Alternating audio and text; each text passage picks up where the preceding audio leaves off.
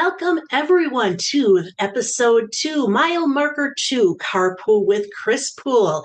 And today I would like to welcome distinguished Toastmaster Kathy Shine. Welcome, Kathy. Thank you, Kris. You are welcome. Tell me, Kathy, how long have we known each other through Toastmasters? Just shy of 20 years. I actually think it's a little longer than that, simply because I remember attending different conferences and speech contests with you. And this was actually before someone twisted my arm to get me to join. Gee, I And wonder who that could have been.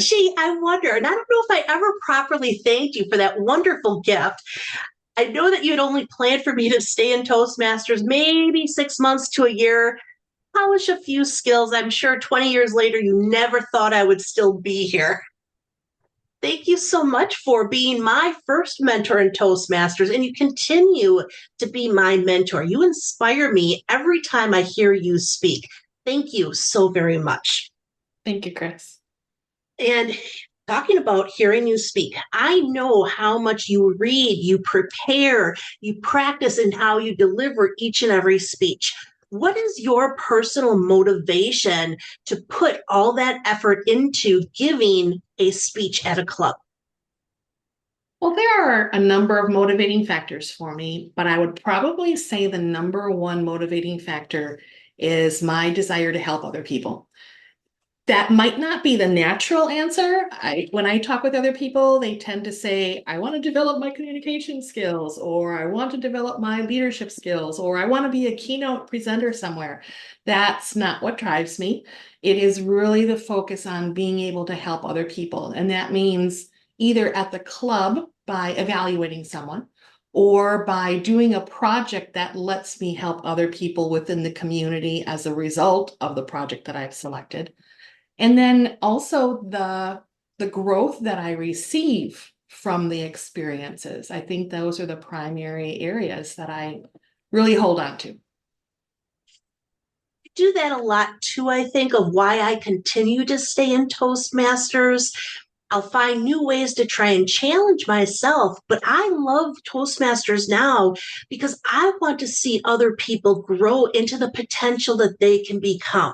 And if I'm evaluating them, if I'm helping them to learn how to do a meeting role, if I am spending an extra 3 hours a month on the phone or a Zoom with them for mentoring, I love that. That is what drives me. And I think as being a member of Toastmasters for so long, that's part of what keeps me and continues to keep me engaged in Toastmasters. How long have you been a member of Toastmasters? Just shy of 26 years. Okay, so you got a few on me there. That's all right. I love it. And again, I love listening to you when you are working with other members because that's part of what I'll do. I pay attention to what you say, and then I can continue and share that on to someone else. Thank you. In Toastmasters, we have this wonderful education curriculum called Pathways. Tell us about your initial experiences with Pathways. I'd be happy to share that. Well, first of all, there was a pilot program. They had asked for volunteers worldwide for people to test the different projects they had developed, and I was part of that team. It was a very exciting opportunity besides working within the regular advanced communication manuals or the competent communicator manual. I always had those working on in the background. And so being part of that team and contributing ideas and how I felt about working inside this online format was a learning experience for me and being able to share. And then someone had recommended me from within District 35 to serve as one of the chief ambassadors. I was really honored by that request. I, of course, said yes, thinking that this would be a 1 year to 18-month opportunity. That went a little bit longer than expected. I was actually serving in that role for 5 years. And during that time, I worked with multiple teams to go out to all of the clubs throughout the state of Wisconsin and Upper Peninsula Michigan to inform the clubs about the changes that were coming, to give them the information of what Pathways curriculum might look like, because at the time that we were visiting, it had not yet rolled out. And then in 2018, when it was officially launched, then we worked with another team, and I also served as one of the Pathways ambassadors. So both chief ambassador and then Pathways ambassador. It was a very rich experience. Being able to share with people how they could navigate the curriculum, how they could work within Basecamp to make sure that they could still maximize the benefits of their membership, that was incredibly fulfilling. Fantastic. I remember helping you on some of those trainings, and I enjoy being a base camp manager even to this day and try and help members to navigate how to use it. Yes. When Pathways initially rolled out, they had 10 specific paths that you could pick and choose from. And then they made some changes to the program and they expanded to 11 paths. And now we're in another transition, and we're actually going to drop and offer 6 paths, 6 of those original ones, and then something called Crossroads, I believe, which I still don't have any information on. There's nothing really out there yet. So it's a wait and see game. I'm waiting. I'm excited about that. Of those 11 paths, how many have you completed? I've completed 8. And the first path that I had selected was innovative planning. And the reason I selected that one, I wanted to focus on a strength that had been identified by other Toastmasters. I had been told that I organize things very well, I plan things exceptionally well, and I wanted to capitalize on the start of a path by focusing on a strength. So I started in innovative planning, and by the required project in level 3, I had selected a meaty project. This is one of the things I love about Pathways, is that depending upon how invested you want to be with your project, you can select something on a lower level. I selected something very high. And while I was working on this project, which timeline was approximately 6 months, I also then selected presentation mastery as my second path and started working in that curriculum. So by the time I finished my required project in level 3 of innovative planning, I had already finished level 4 and everything else beforehand in presentation mastery. Then I finished level 5 in presentation mastery at about the same time I had completed level 4 in innovative planning. And then I capped out at both in a close proximity to one another, but I had finished 2 paths in less than 15 months. So I've completed 8 paths, and then I decided to select a path that I had already completed, because when Pathways launched, this was pre-COVID.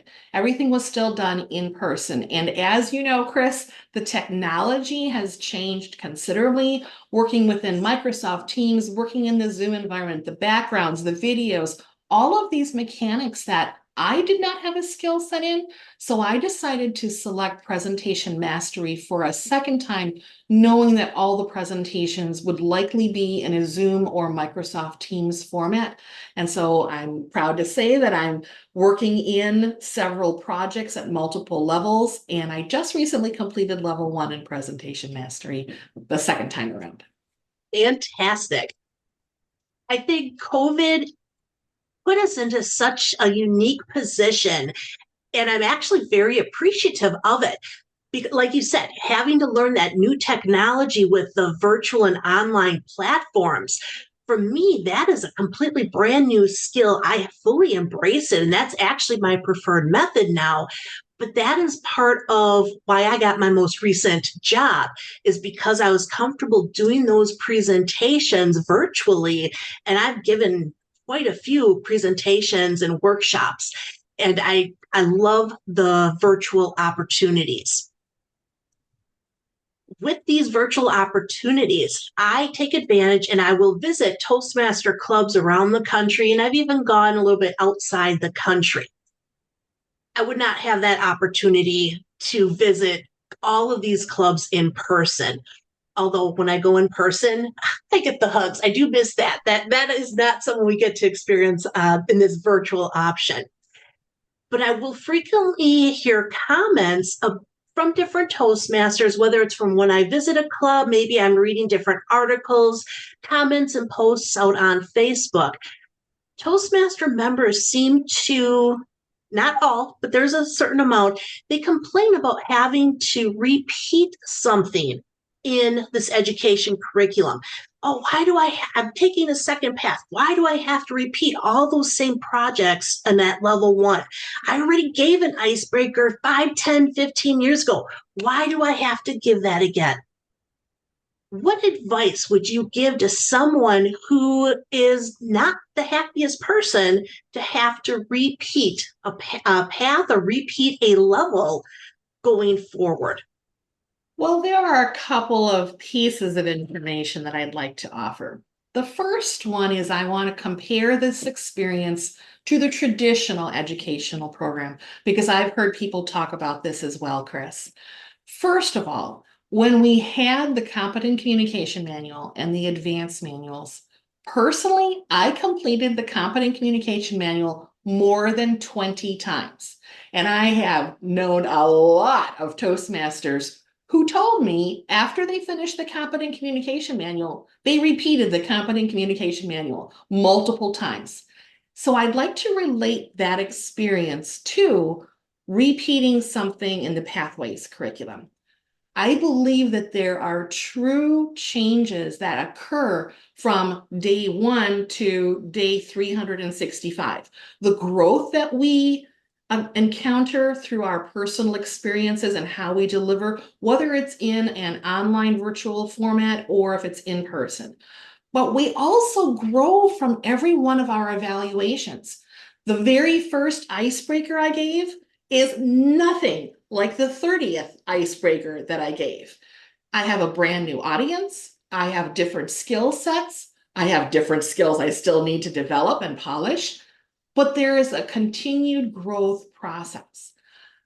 Also, I would like to say that people who have completed something one time through, they may not have capitalized on all of the competencies that each project targeted on. For example, if we look at the competencies for each project within the 4 different projects within level 1 in the current structure, there are probably 30 competencies that Toastmasters recommends that we learn. I'm not 100% convinced that everybody learns all of those competencies to their fullest extent the first time around. I'm just not convinced. And I say this because of the history that I've had in the organization. I have heard more than 500 icebreakers from other individuals, multiple clubs, not just the ones that I belong to, but Kris, similar to you, when you talked about visiting other clubs, I did the exact same thing. I toured the United States, not every state. I toured different clubs outside of the United States. And every time you give a presentation, every time you hear an evaluation, every experience is different. Each evaluation we receive is at a different level based upon the expertise of the person who's giving their feedback. And someone who evaluates you from your home club may give you different feedback from the person from Australia or from an African country or from London or from Canada. They have their own areas of expertise, and what we receive will vary greatly. And I believe that we can grow from each of those experiences. So it's not just, do we read the curriculum? It's not just, do we rehearse? It's not just, do we give the speech? It's not just that we receive the evaluation. It's then, what do we do with all that feedback that we receive?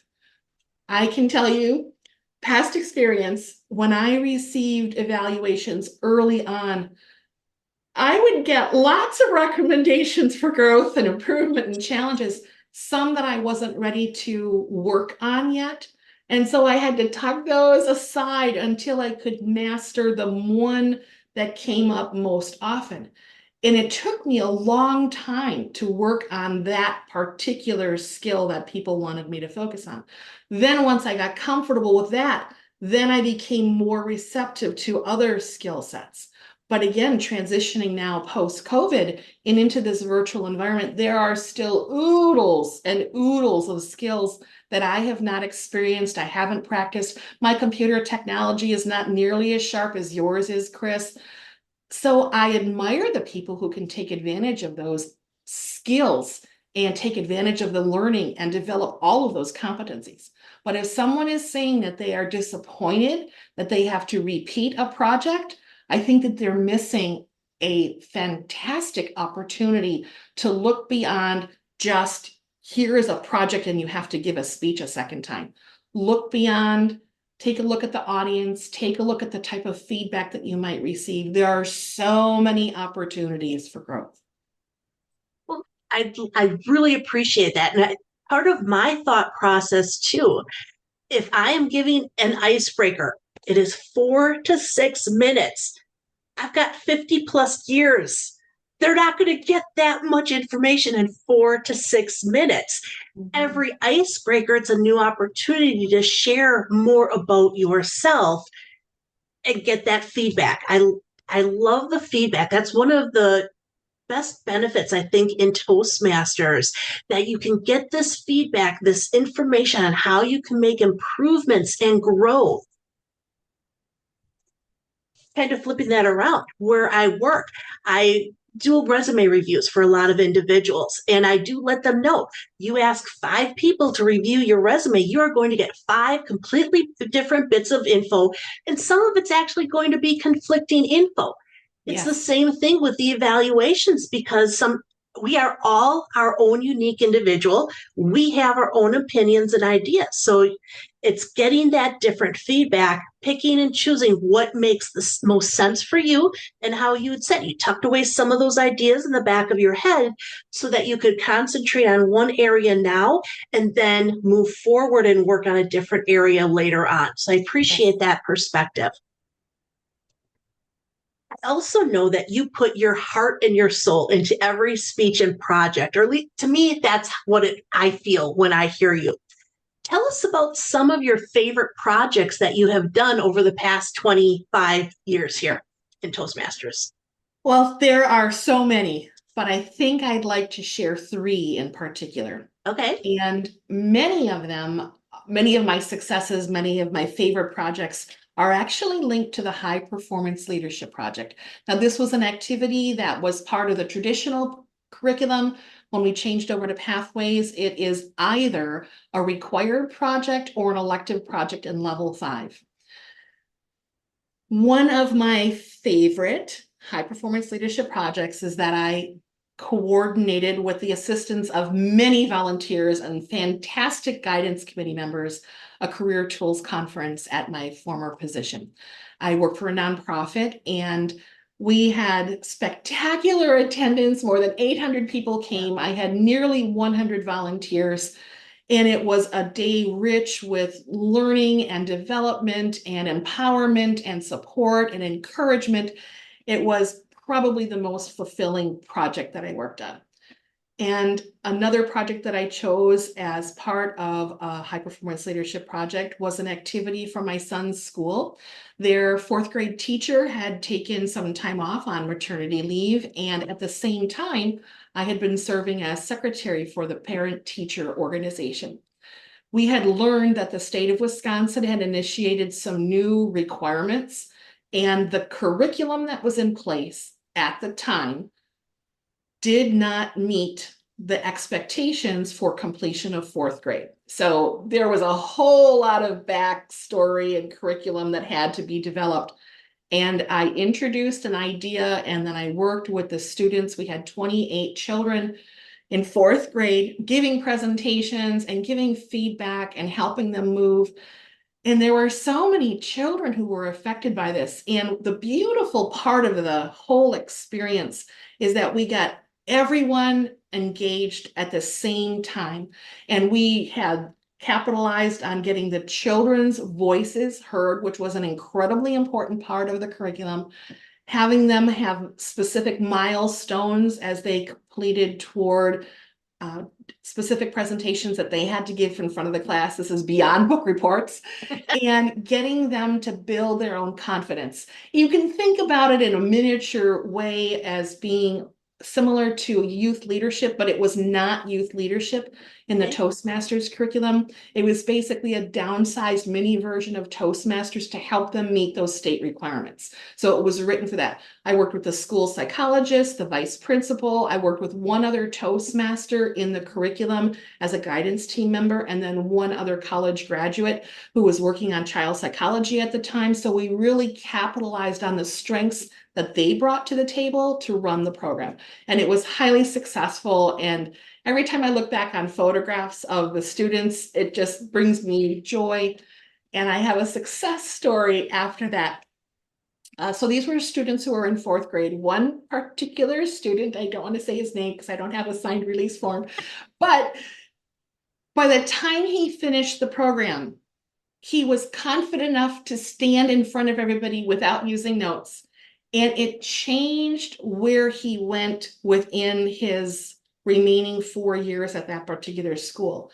By the time that he got into 8th grade, he had consistently practiced his skills. He had reached out to me a couple of times, and he gave a presentation for graduation day. And I don't want to say that I can take credit for it, but I think it was that experience of getting the encouragement and the support that really changed things. The third success story that I'd like to share. That one. Every time I talk about it, I kind of tear up a little bit. Quick question. Yeah.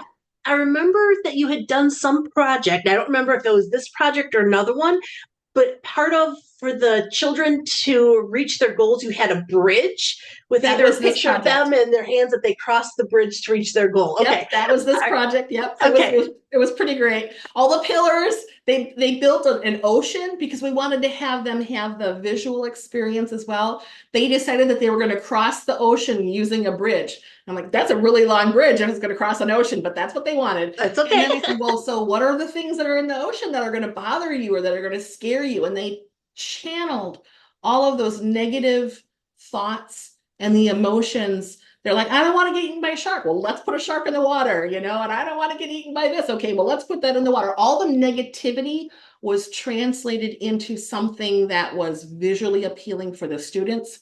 And we had handprints made. Everybody painted their own hand. And then as they did presentations, it moved across the bridge. And at the end, the objective then was how they would use those skills to get a job sometime in the future. So at the end, everybody had a separate handprint that they made with the new job that they would have. Now, these are fourth graders, and it was outstanding. I remember one student's handprint. He wanted to be a car mechanic, and he needed to be able to talk to people to tell them what they had to fix in their car. I mean, it was very simple, but it was very practical and down to earth. So it was incredibly rewarding. Nice. I love it. Third project that I really appreciated the opportunity to conduct. I started, and of course I had my supervisor's permission. We reached out to a number of parishes to develop a food pantry publication. Now you might think, so what? It's just a bunch of information, but that's not what this was.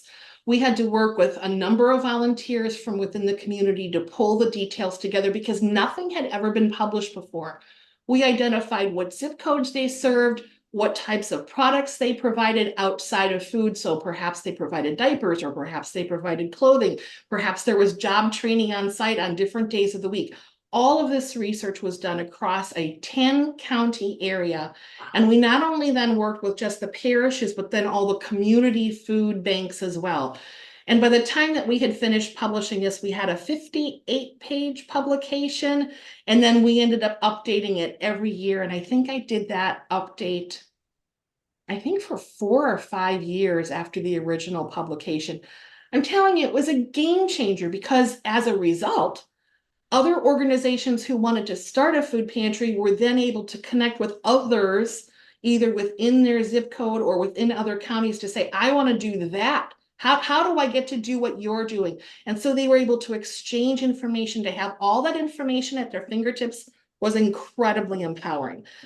I take a lot of, or express a lot of gratitude to my guidance committee members because it was their ideas. What I like about the guidance teams for high performance leadership is that I would try really hard to capitalize on pulling people in who had strengths outside of my own. So I think that I'm a pretty good organizer and a pretty good planner. These are my two top strengths. But I needed someone who was in finance. I needed someone who was a master in networking, etc. So being able to surround myself with these other people who had expert skills, this just elevated the overall quality of the outcome of the project that I wanted to conduct. And without their areas of expertise, and then they would help find volunteers to bring other activities to the table, it was a game changer. And I think that's why the projects not only were successful, but why the high performance leadership activity and my enrichment as a person, as well as a Toastmaster, was elevated. It's inspiring because I know when I started reading through all the required projects, 3 of those 11 paths had that HPL as a requirement. And I purposely chose other paths because I did not want to do that HPL. And I don't know if I overthought the effort that would be needed for that HPL, but hearing you incorporate it into what sounds like projects that you were doing at work, that you were able to use Toastmasters to help you succeed in that work project. That's inspiring for me. Might have to be something that I work on coming up in the near future. Well, I hear this person does different workshops and maybe working with the different offices across counties. Maybe that could be a high performance leadership project. Yeah, there we go. I'll have to talk with my supervisor and see if that could be an option. So, what is next? What is it that you would want me to take away from today's conversation and apply to myself to move forward in Toastmasters, or even just anyone who is listening to this podcast today? I know different advice because of me personally versus others. I want to frame it this way. One of my side hobbies of fun is watching older films. I really enjoy some quality Westerns. I enjoy mega dramas that are based on real life. And I remembered watching this one particular Western, and as a result of it, I had to do some research because I wanted to learn more about the situation. It was during the gold mining time periods. And there is this story of a discovery in California by James Marshall back in 1848. One of the largest golden chunks discovered at that time was by a miner by the name of Mr. Strand, who in 1851 stumbled across a 50-pound gold nugget. A 50-pound gold nugget. What was unusual about this nugget is not that it was found in the mine where he was working. It was found at the side of a small trail which ran up the hill to a very popular gold mine. Hundreds of miners every day walking up and down the trail, every single day, walked past that nugget. But they each failed to notice the nugget that lay just a few feet off the path. Just a few feet off of the path. In a similar way, my Toastmasters experience has been like mining gold nuggets, which gave me the opportunity to find both large nuggets just off of my path. And so my invitation is for each of us to think of ourselves as being prospectors of our own communication and leadership development. Look for the golden nuggets, not only within your path, but also along the path and beyond the path. This could be an invitation that at the end of every meeting, simply taking a note, what was the golden nugget from this experience? Maybe there was a technique that was shared by another speaker. Maybe there was feedback that was offered by another evaluator. Maybe there was something that was shared about an experience, even through table topics. When we can pay attention and listen effectively to what is being said during the meetings, or observe through the different techniques, whether it's in a Zoom environment or in person. How did they manage that transition at the front of the lectern? How did this person use that particular gesture? There are so many things that we can pay attention to. If we prospect all that we can from our Toastmasters experience, we will grow exponentially. take advantage of those golden nuggets and tuck them away, and you will soon find your own glory holes. Love it. Kathy, I want to thank you so much for your time today and your insights as well. Now, as we are wrapping up our car ride today, usually if I'm the one driving, I will find a nice little spot, maybe a Dairy Queen or a Culver's for an ice cream treat. Where would we go and what would we have for our sweet treat today? For our sweet treat, well, depending upon where we are in the state coming back, if we're dropping you off at your house or dropping me off at my house. Dropping you off near your house, at Okay, your house. We're going through Milwaukee and area. this might be a little bit of a stretch, but I am a fan of kettle corn. It's Okay. a slightly sweetened but unsalted popcorn. And this might sound a little strange, but there is a nonprofit organization that sells fresh popped kettle corn every weekend. And so if we were coming home, I would have us stop there. Now, if you prefer caramel corn or buttered salted popcorn, you could have yours, but we Okay. would get kettle corn and share that before we would depart for the day. Nice. I would like that. And I'm sure I would have to buy an extra bag of kettle corn for the husband, or else he would be very upset with me. Thank you again, Kathy. And I want to thank the listeners of our podcast of Carpool with Kris Pool. Until next time, buckle up and drive safe. Thank you, Kris. You are welcome. And I need to find my stop.